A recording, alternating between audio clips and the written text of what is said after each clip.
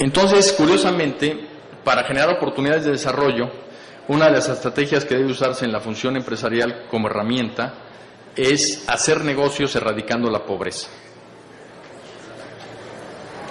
Por primera vez se puede hablar con seriedad de que se puede erradicar la pobreza al mismo tiempo de hacer negocios. Y la función empresarial, por lo mismo, debe reorientarse. En la producción para la base de la pirámide existe una gran oportunidad de mercado, ya hablamos de ello. Impulsar la distribución del espíritu emprendedor como el medio esencial de desarrollo económico y social. Todo el mundo habla de la distribución del ingreso, que es algo importante, pero más importante es distribuir capacidad emprendedora. Más importante es cambiar la mentalidad de la mayoría de las personas.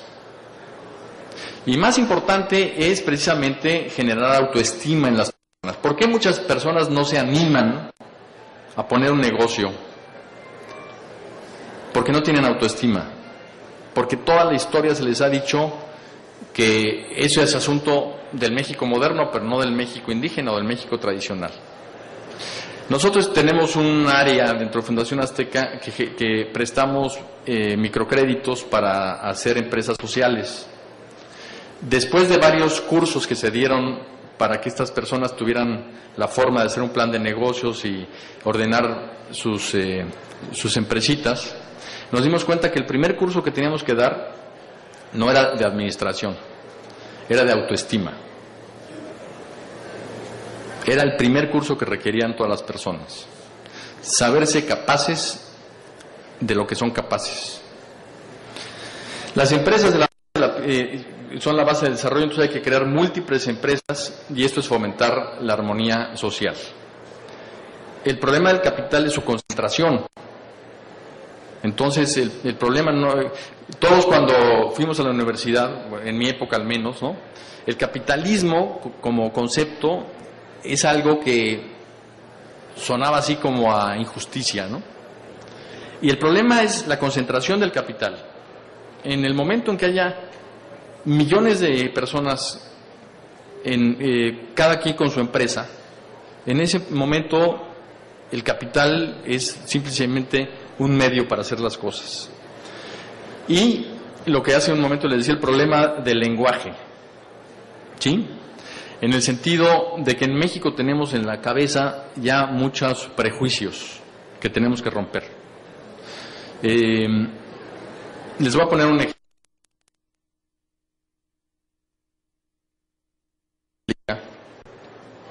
Me dijo el secretario Ernesto Zedillo que tenía yo que descentralizar la educación pública.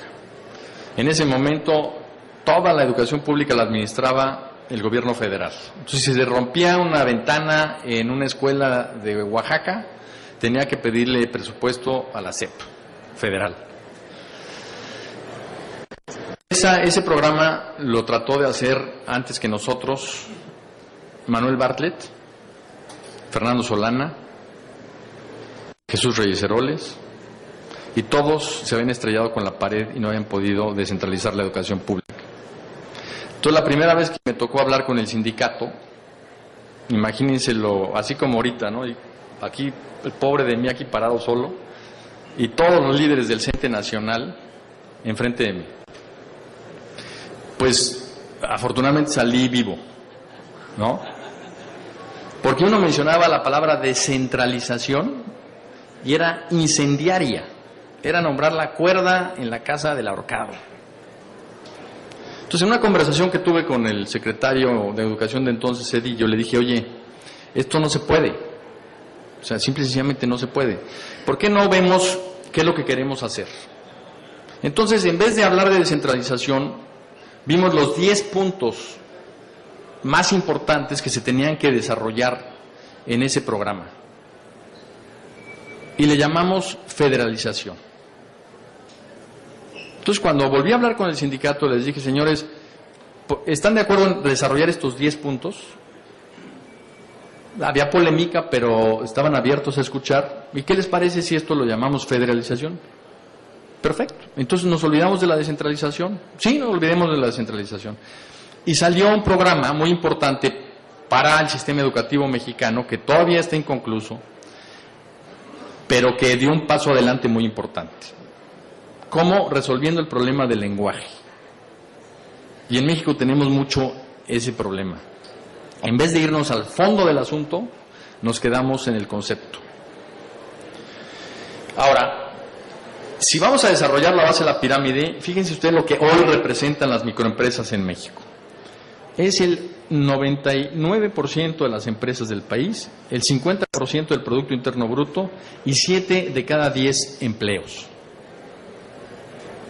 No hay que ser magos para generar empleo en México. Si se facilita la creación de microempresas, es automática la generación de empleo. Pero esto es un problema que Hacienda lo debería de ver. Y en vez de estar viendo su función como una función de caja, en donde debe de cuadrar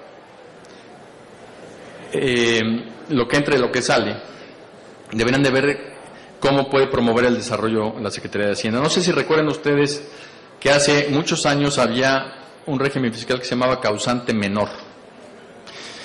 Eso era una maravilla porque cualquier persona que tenía una empresa muy pequeña iba al banco, pagaba una cuota fija que en aquel entonces era 1,500 pesos, algo así, y se olvidaba de Hacienda.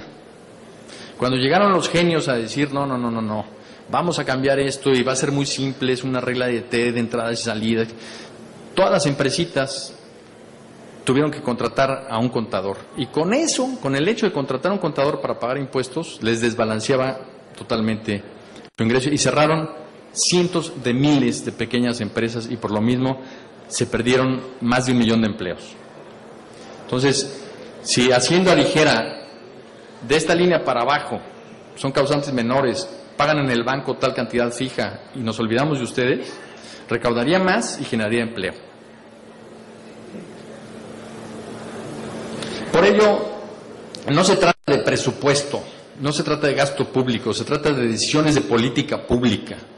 Se trata de tomar decisiones para ir al fondo. Lo importante de un gobierno son los resultados. A mí no me importa si un gobierno compra patrullas. A mí no me importa si un gobierno genera hospitales. Me importa que baje la criminalidad y me importa que baje la morbilidad. Pero los gobiernos están empeñados no en hacernos ver resultados, sino en quedarse siempre en los procesos. Y los procesos no nos deberían de interesar, sino los resultados. En este caso, el principal enemigo de los emprendedores en micronegocios es el sistema legal vigente, que los excluye. De cara a los obstáculos, dice Hernando de Soto, que es un economista peruano, legales y regulatorios, los nuevos emprendedores mantienen sus activos fuera de la ley y por ende no tienen acceso a medios facilitadores como los que les proporciona el sistema formal para organizarse y atraer mayores recursos. Lo que dice Hernando de Soto es que todo el mundo tiene activos, todo el mundo tiene un capital que está fuera de la ley. La casa de un campesino no está escriturada, no la puede empeñar para sacar un crédito. Y esos son los activos muy poderosos que tienen nuestros países y que se podrían bursatilizar y se podrían meter al mercado y se podrían meter al sistema formal haciendo una inyección automática de recursos sin necesidad de un peso de presupuesto, porque estas son decisiones de política pública.